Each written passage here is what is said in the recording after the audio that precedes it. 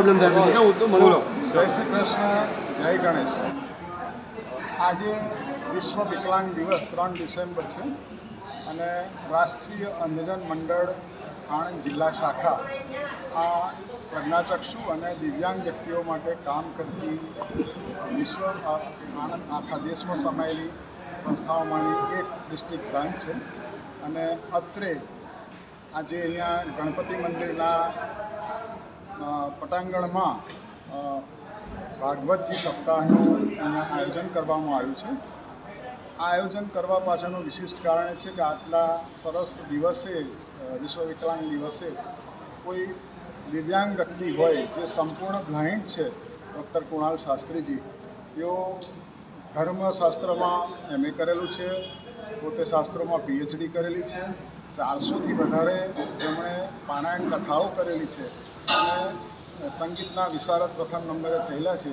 એવી વિભૂતિ જે પોતે તો આત્મનિર્ભર છે, પરંતુ એમની પાછળ ઘણા લોકોને સન્માનપૂર્વક જીવતા એમણે કરેલા છે. અને 400થી વધારે જે વ્યક્તિએ કથાઓ કરેલી હોય, એણે સમાજના ઘણા લોકોને એક અનોખી જ્ઞાન દ્રષ્ટિ આપેલી હોય, સત્વનું પાન કરાવ્યું હોય, ઘણાને નિરાશામાંથી બચાવ્યા હોય.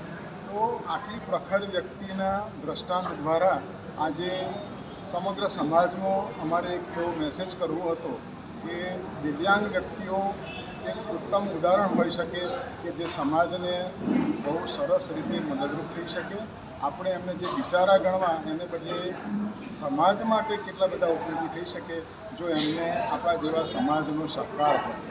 તો આ વિચાર આવતો જ આપણી વલ્લભ વિદ્યાનગરની સરદાર પટેલ યુનિવર્સિટીના માનનીય કુલપતિ શ્રી ડૉક્ટર DC સાહેબ સાથે વાત થતાં તેમના સહયોગથી સરદાર પટેલ યુનિવર્સિટીનું સક્ષમ સેન્ટર જે રિહેબિલિટેશન અને એમ્પાવરમેન્ટ ઓફ દિવ્યાંગજનનું કામ કરે છે, એના એક એકમ તરીકે ડૉક્ટર દિલીપ શર્માના રિપ્રેઝન્ટેશન નીચે આ આયોજનનું અમે કરવામાં આવ્યું છે.